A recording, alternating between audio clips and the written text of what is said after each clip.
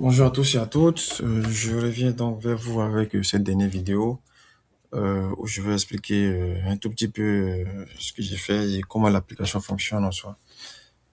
Comme je l'ai dit dans les précédentes vidéos, je suis parti du site datagouv.fr où il y a une panoplie de jeux de données que l'on peut réutiliser selon différentes thématiques, que ce soit l'économie, le sport, la culture, le droit, la sécurité, l'environnement, la santé, tout ça. Donc moi, je me suis typiquement intéressé à tout ce qui était euh, en rapport avec les associations, étant donné que j'avais déjà fait du bénévolat dans plusieurs associations en France. Et lors d'une mission de bénévolat, bon, il m'était venu à l'esprit bon, j'avais déjà commencé à concevoir une solution numérique. Bon, voilà. Mais bon, je vous épargne tous ces détails-là.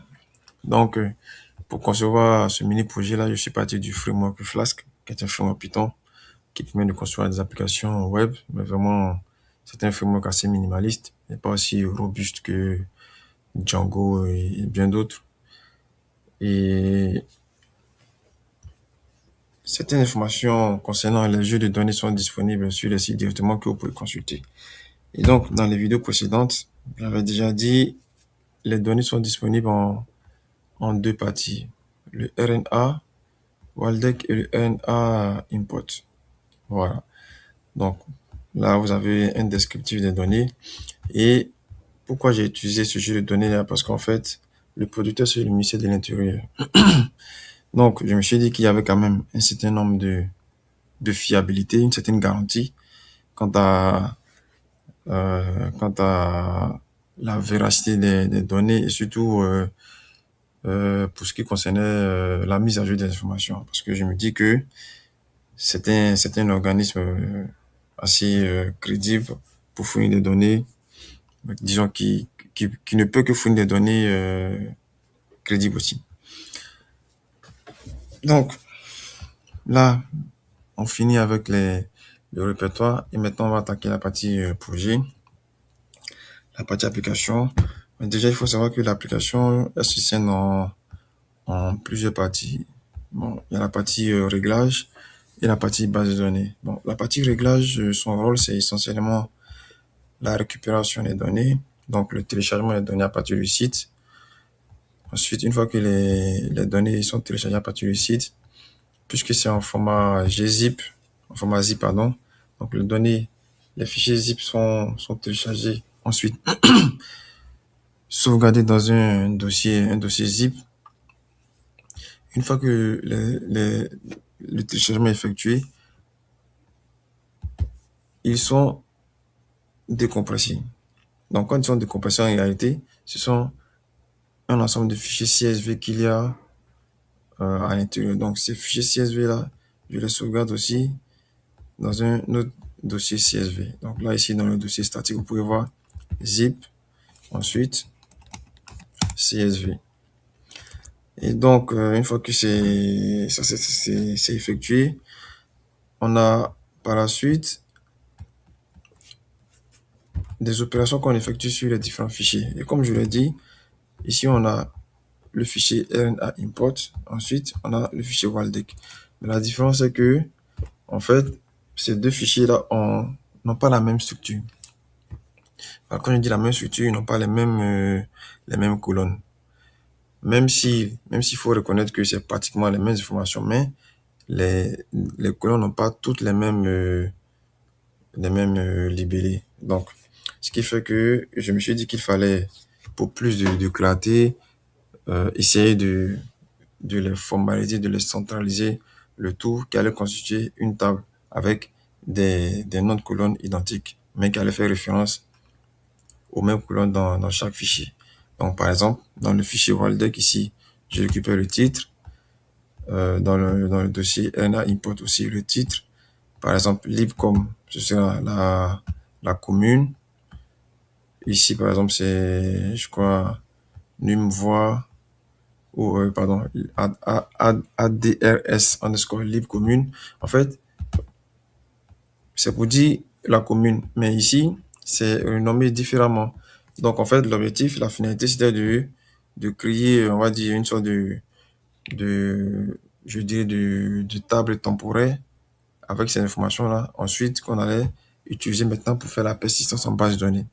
Donc, c'est principalement ce que nous effectuons ici dans le fichier setting à travers la méthode insert Waldeck où je renomme les différentes colonnes que je veux en fonction de ma table finale et la même chose aussi pour les fichiers import. Et le tout, une fois que ça c'est fait, on procède maintenant à la persistance en base de données. Donc là, comme vous pouvez voir par exemple, vous avez ces informations-là, mais vous avez aussi la structure de la table. Attention.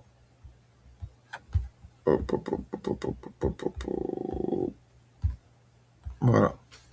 Donc ici, vous avez final table avec titre, adresse, code postal, objet, commune, mise à jour, site web, date, publication, observation. Voilà. Donc, en fait, toutes ces informations-là font référence à des colonnes spécifiques. Voilà. Par exemple, mise à jour de la table finale ici fait plus référence à mage underscore time dans le fichier Waldeck et aussi à mage underscore time. Bon, là, ils sont identiques, mais pour les autres, c'est pas la même chose. Et une fois que tout ça c'est fait, le script il est exécuté et les données sont persistées en base. Maintenant que les données sont persistées en base, qu'est-ce qu'on fait? On va maintenant écrire des différentes méthodes qui vont récupérer les données pour les afficher au niveau de la vue. Notamment les données du dashboard, le nombre total d'associations, les associations actives, les associations non actives, bon, dissolues, non dissolues, le nombre total de villes où on trouve des associations dans toute la France. Et toutes ces données-là sont affichées dans le dashboard. Maintenant, une chose à retenir, c'est que ici, nous avons des millions, des milliers de données. Donc, si nous partons du principe selon lequel un utilisateur peut effectuer des rechargements de pages ou des recherches dans la base de données, l'objectif, c'est de faire en sorte qu'on ne sente pas vraiment une certaine lenteur au niveau de l'intégration de la base de données au niveau du chargement des données. Donc, pour ça, pour le dashboard, j'ai par exemple utilisé Redis. Redis qui va nous permettre de pouvoir gérer le cache, c'est-à-dire de mettre les données en cache, les données issues de la base de données des requêtes, on va les mettre en cache, de sorte que à chaque fois que l'utilisateur aura à recharger la page, on ne sera pas dans l'obligation de réeffectuer les mêmes requêtes vers la base de données pour ensuite les afficher. Donc ici, par exemple, comme je disais, first element, là, tous les éléments, par exemple. Ici, nous avons non total assaut. Voilà. Bon, ça, c'est une méthode qui n'est pas utilisée. Donc ici, total assaut, par exemple. La méthode de total assaut. Voilà, total assaut récupère toutes les données dans la table. Donc c'est vraiment un count étoile. Et ici, qu'est-ce qu'on fait? Bon, on a utilisé SQL Alchemy pour l'interaction sur la base de données. Ici, qu'est-ce qu'on fait? On effectue d'abord des vérifications sur le cache. Est-ce que la clé dont le nom est total est active, est disponible? Si elle n'est pas disponible, on effectue une requête, on récupère le résultat. Ensuite, on fait la persistance du cache dans le cache avec la clé. Ensuite, on retourne la valeur. Et si le cache existe, du moins si la clé existe, donc ça veut dire que la persistance a déjà été faite une fois. Donc, qu'est-ce qu'on fait? On récupère juste l'information du cache en fonction de la clé. Et puis, c'est fini. Donc, ça veut dire que peu importe l'utilisation, les requêtes vers les bases de données vont se faire une seule fois. Pour les autres fois, ce sera juste des actualisations pardon, qui seront effectuées. Et donc, pour cela, on va maintenant sur la vue pour voir comment ça se présente. Ici, par exemple, nous avons notre méthode, ici la page d'index pour afficher toutes ces informations. Et ensuite la méthode de recherche, à partir de laquelle on effectue des recherches, des recherches sur la base de données sans toutefois recharger la page. Donc, là,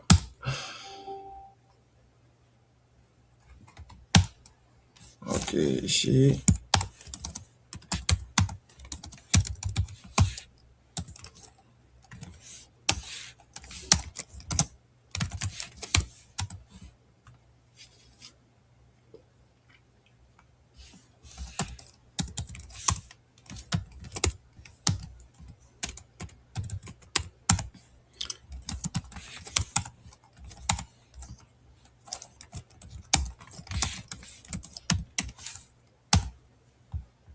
Ok, maintenant, pour se démarrer notre ami Redis, puisqu'on utilise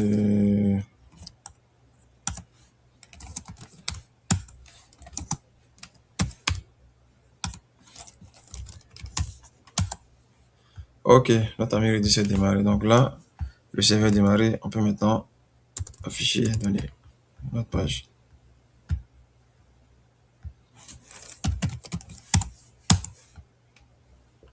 Ok, là, nous avons les données qui sont là. Donc, ça veut dire que, bon, puisque dans la vidéo précédente, j'avais déjà effectué une démo où je procédais au téléchargement des fichiers, ensuite à la persistance et ensuite au lancement. Donc là, c'est parce que en réalité, les données sont déjà persistées. Donc, l'affichage se fait rapidement. Maintenant, pour ce qui est de la recherche, si par exemple, j'effectue une recherche sur tout ce qui est juriste, ici, quand je valide, j'ai un chargement qui est effectué, voilà, Olympique des juristes, ainsi de suite. Bon, pour la partie recherche, comme vous pouvez le voir, lorsque je valide la recherche, la page ne se recharge pas. Donc, ce que j'ai principalement utilisé, c'est jQuery, bon, que beaucoup connaissent, voilà, qui est une librairie JavaScript qu'on peut utiliser pour la manipulation des éléments du DOM et pour l'interaction euh, utilisateur, pour effectuer des vérifications lorsqu'un utilisateur navigue sur un site et aussi pour effectuer aussi des requêtes vers les serveurs. Donc avec jQuery, j'ai effectué des requêtes Ajax vers notre serveur à partir de certains paramètres. Donc ici, comme vous pouvez le voir, bon déjà, faut mettre d'abord le lien. Ensuite, bon, le Toastify, ça c'est le pop-up que vous voyez ici lorsque la recherche est effectuée. Lorsqu'on a un résultat, là par exemple, attendez, je mets ça là. Voilà. Ça dit, si je tape sport, que je fais ça, voilà. Ça, c'est le Toastify qui permet de faire ça. Mais c'est juste une librairie qui est disponible là, que vous pouvez utiliser sans problème. Voilà, juste là. Donc, jQuery. Ici, notre jQuery, bon, j'ai juste mis le fichier, le code un peu en vrac. Ici, même si c'est bon, c'est une méthode que je n'apprécie pas trop, mais bon, voilà. Donc là, qu'est-ce que j'ai fait?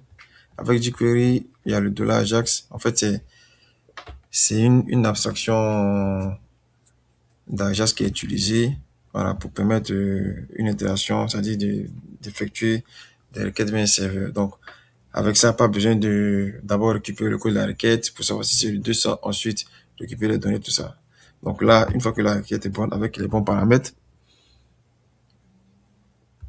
dans tout ce qui suit, on récupère les données en fonction du formatage et on affiche ces informations dans notre page. Donc la méthode render ici, c'est la méthode qui affiche les données en se basant sur le tableau et le formatage en HTML avec les différents paramètres.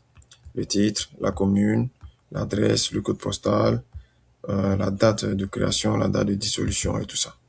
Voilà, mais le tout, ça se fait de façon instantanée sans toutefois recharger la page. Voilà, je pense que j'ai pratiquement donné tout. merci à tous et à toutes pour vos critiques, pour les critiques, parce que j'en reçois souvent en privé. Donc, merci à ceux qui me font des critiques, qui me proposent des axes d'amélioration. Ce n'est pas toujours évident, mais bon, on essaie quand même.